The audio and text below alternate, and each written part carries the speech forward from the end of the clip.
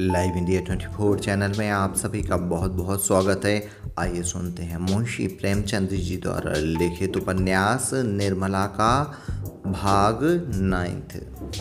जी में तो आया कि उसी वक्त चलकर मनसा राम को निकाल दें, लेकिन प्रौढ़ बुद्धि ने समझाया कि इस अवसर पर क्रोध की ज़रूरत नहीं, कहीं उसने भांप लिया तो गजब ही हो जाएगा। हाँ, जरा इसके मनोभावों को टटोलना चाहिए। बोले, यह तो मैं जानता हूँ कि तुम 2-4 मिनट पढ़ने में उसका सहज नहीं होता, लेकिन आवारा लड़का है, अपना काम ना करने को उसे एक बहाना तो मिल जाता है। कल अगर फेल हो गया तो साफ कह देगा, मैं तो दिन भर पढ़ता रहता था, मैं तुम्हारे लिए कोई मिस नौकर रख दूंगा, कुछ ज़्यादा खर्च ना होगा, तुमने मुझसे पहले कहा ही नहीं, यह तुम्हें भला क्या पढ़ा देगा, 2-4 शब्द बताकर भाग जाता होगा, इस तरह तो तुम्हें कुछ भी ना आएगा। निर्मला ने तुरंत इस आक्षेप का खंडन किया।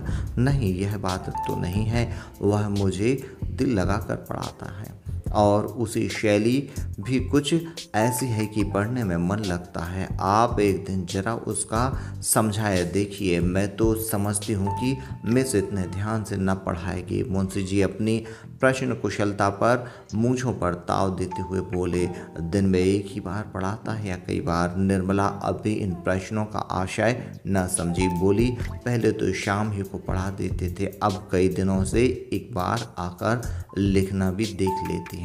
वह तो कहते हैं कि मैं अपने क्लास में सबसे अच्छा हूँ, अभी परीक्षा में उन्हीं को प्रथम स्थान मिला था। फिर आप कैसे समझते हैं कि उनका पढ़ने में जी नहीं लगता? मैं इसलिए और भी कहती हूँ कि दीदी समझाएंगी, इसी ने यह आग लगाई है। मुफ्त में मुझे ताने सुनने पड़ते हैं, अभी जरा ही देर हुई धमका कर गई हैं। मुंशी जी ने दिल में कहा, खूब समझाता हूँ, तुम कल की छोकरी होकर मुझे चराने चली, दीदी का सहारा लेकर अपना मतलब पूरा करना चाहती हो। बोले, मैं नहीं समझता, बोर्डिंग का नाम सुनकर क्यों लौंडे की नानी मरती है और लड़के खुश होते हैं कि अब अपने दोस्तों में रहेंगे, यह उल्टे रो रहा है। अभी कुछ दिन पहले तक यह दिल लगा कर पढ़ता था, यह उसी मेहनत का नतीजा है कि अपने क्लास में सबसे अच्छा है, लेकिन इधर कुछ दिनों से इसे सैर सपाटे का चस्का पड़ा हुआ है। अभी से रोकथाम ना की गई तो पीछे कुछ करते धरते ना बनेगा। तुम्हारे लिए मैं एक मिस रख दूंगा। दूसरे दिन मुंशी जी प्रातःकाल कपड़े लत्ते पहनकर बाहर निकले। दीवान खाने में कई मुवक्किल बैठे थे, उनमें एक राजा साहब भी थे, जिनसे मुंशी जी को कई हजार सालाना मेहनताना मिलता था, मगर मुंशी जी उन्हें वहीं बैठे छोड़ 10 मिनट में आने का वादा करके बग्गी पर बैठकर स्कूल के हेडमास्टर के यहाँ जा पहुँचे। हेडमास्टर साहब बड़े सज्जन पुरुष थे। वकील साहब का बहुत आदर सत्कार किया, पर उनके यहाँ एक लड़के की भी जगह खाली ना थी। सभी कमरे भरे हुए थे। इंस्पेक्टर साहब की कड़ी ताकीद थी कि मुवक्किल के लड़कों को जगह देकर तब शहर के लड़कों को दिया जाए, इसलिए यदि कोई जगह खाली भी हुई तो भी मनसा राम को जगह न मिल सकेगी, क्योंकि कितने ही बाहरी लड़कों के प्रार्थना पत्र रखे हुए थे।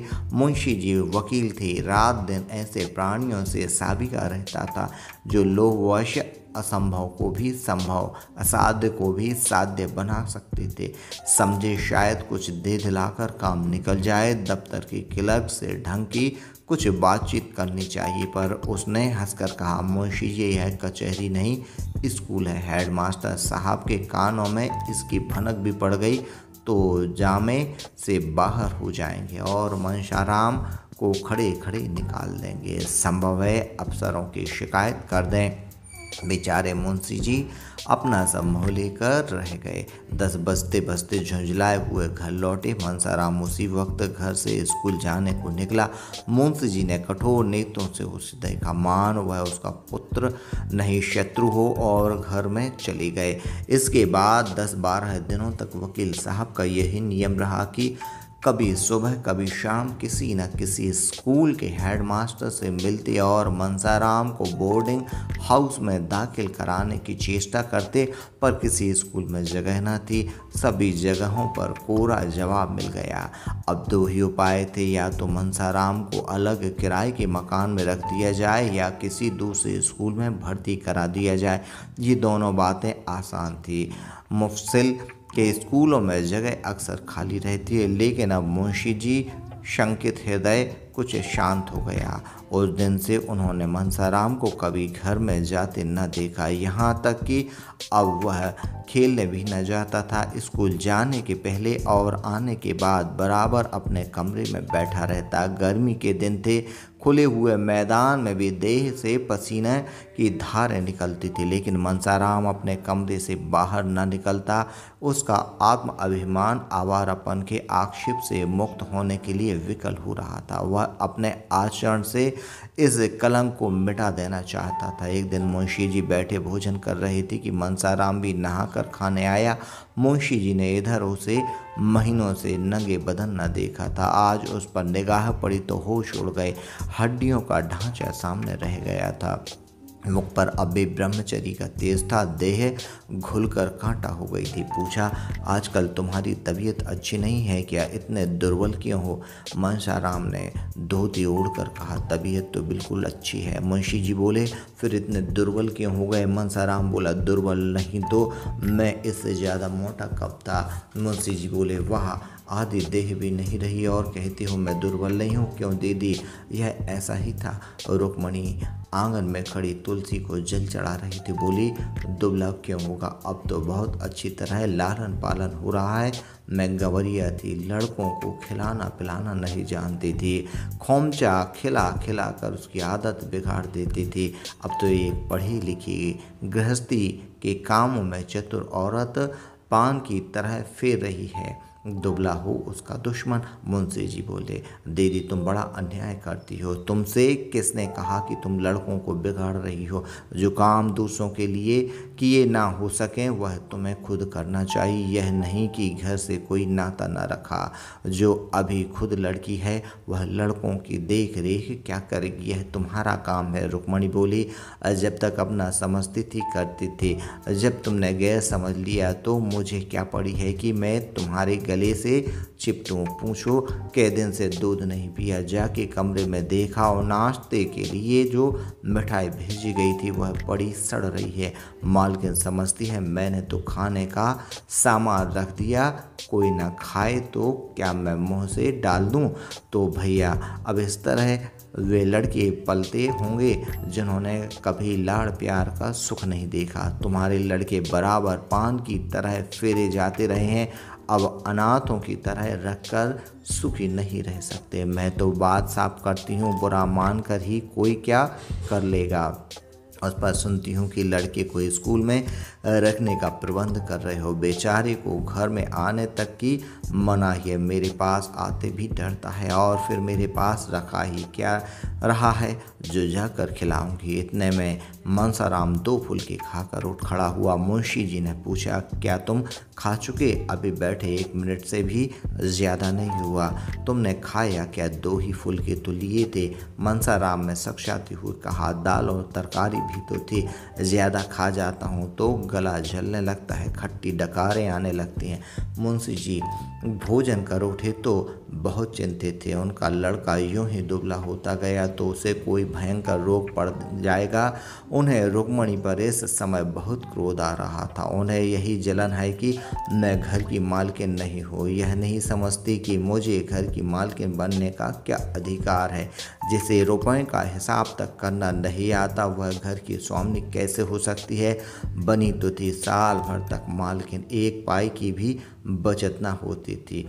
इस आमदनी से रूपकला ₹200-250 बचा लेती थी। उनके राज में वही आमदनी खर्च को भी पूरा न पड़ती थी। कोई बात नहीं, लाड़ प्यार ने इन लड़कों को चौपट कर दिया। इतने बड़े बड़े लड़कों को उसकी क्या ज़रूरत कि जब कोई खिलाए तो खाएं, उन्हें तो खुद अपनी फ़िक्र करनी चाहिए। मुंशी जी दिन भर इसी उधेड़-बुन में पड़े रहे। 2-4 मित्रों से भी फिक्र किया।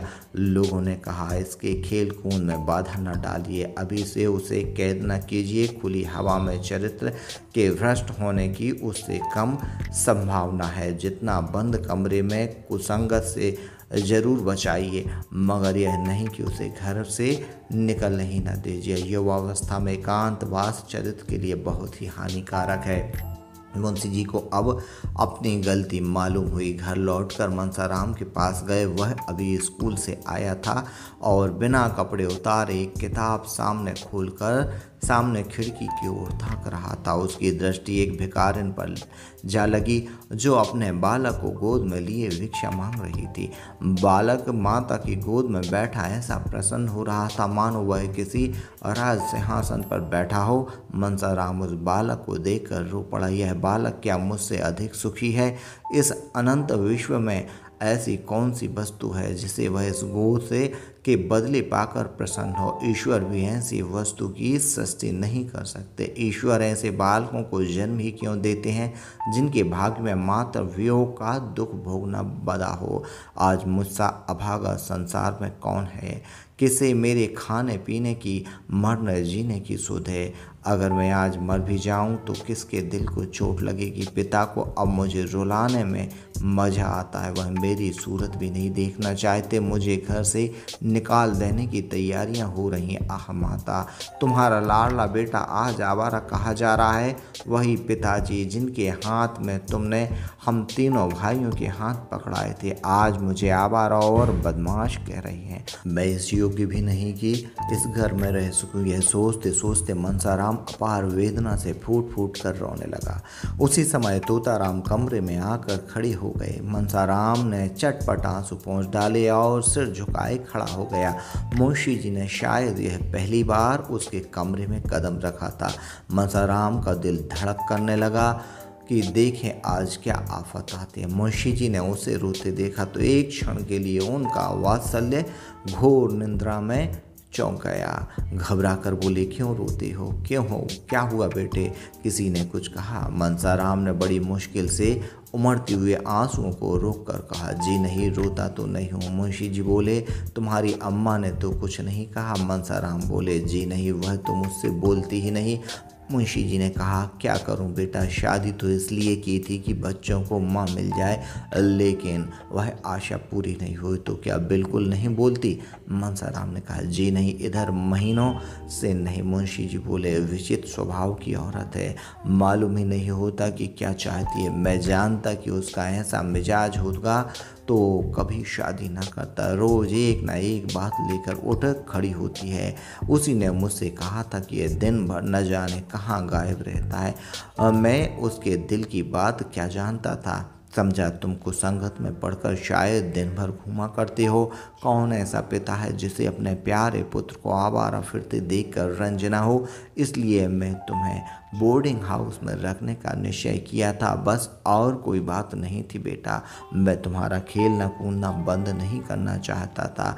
तुम्हारी यह दशा देखकर मेरे दिल के टुकड़े हुए जाते हैं। कल मुझे मालूम हुआ कि मैं भ्रम में था। तुम शौक से खेलो, बहुत शाम मैदान में निकल जाया करो, ताज़ी हवा से तुम्हें लाभ होगा। जिस चीज़ की ज़रूरत हो मुझसे कहो, उसे कहने की ज़रूरत नहीं। समझ लो कि वह घर में है ही नहीं। तुम्हारी माता छोड़कर चली गई तो मैं तो हूँ। बालक का सरल निष्कपट हृदय पितृ प्रेम से पुलकित उठा। मालूम हुआ कि साक्षात भगवान खड़े हैं। नैराश्य और क्षोभ से विकल होकर उसने मन में अपने पिता को निष्ठुर और न जाने क्या क्या समझा रखा था। विमाता से उसे कोई गिला न था। अब उसे ज्ञात हुआ कि मैंने अपने देवतुल्य पिता के साथ कितना अन्याय किया। पितृभक्त की एक तरंग सी हृदय में उठी और वह पिता के चरणों पर सिर रखकर रोने लगा। मुंशी जी करुणा से विह्वल हो गए। जिस पुत्र को क्षण भर आंखों से दूर देखकर उनका हृदय व्यग्र हो उठता था, उसके शील, बुद्धि और चरित्र को अपने पराये सभी बखान करते थे, उसी के प्रति उनका हृदय इतना कठोर क्यों हो गया। वह अपने ही प्रिय पुत्र को शत्रु समझने लगे, उसको निर्वासन देने को तैयार हो गए। निर्मला पुत्र और पिता के बीच में दीवार बनकर खड़ी थी। निर्मला को अपनी ओर खींचने के लिए पीछे हटना पड़ता था और पिता तथा पुत्र में अंतर बढ़ता जाता था। फलतः आज यह दशा हो गई कि अपने अभिन्न पुत्र से उन्हें इतना छल करना पड़ रहा है। आज बहुत सोचने के बाद उन्हें एक ऐसी युक्ति सूझी जिससे आशा हो रही कि वह निर्मला को बीच से निकालकर अपने दूर से बाजू की तरफ खींच लेंगे। उन्होंने यह युक्ति का आरंभ भी कर दिया, लेकिन इसमें अभीष्ट सिद्ध होगा या नहीं इसे कौन जानता था। जिस दिन से तोताराम ने निर्मला के बहुत मिन्नत समाजता करने का भी मनसाराम को बोर्डिंग हाउस में भेजने का निश्चय किया था, उसी दिन से उसने मनसाराम से पढ़ना छोड़ दिया था। यहाँ तक कि बोलती भी न थी।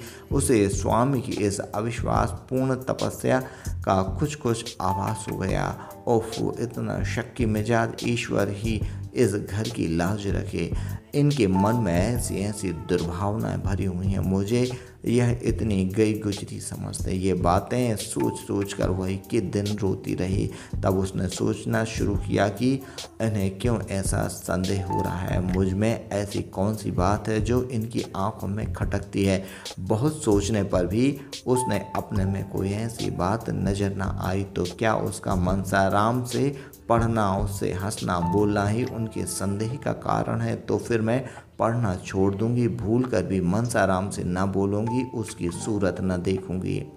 लेकिन यह तपस्या उसे असाध्य जान पड़ती थी। मनसाराम से हंसने बोलने में उसकी विलासिनी कल्पना उत्तेजित भी होती थी और तृप्त भी। उससे बातें करते हुए उसे अपार सुख का अनुभव होता था, जिसे वह शब्दों से प्रकट न कर सकती थी।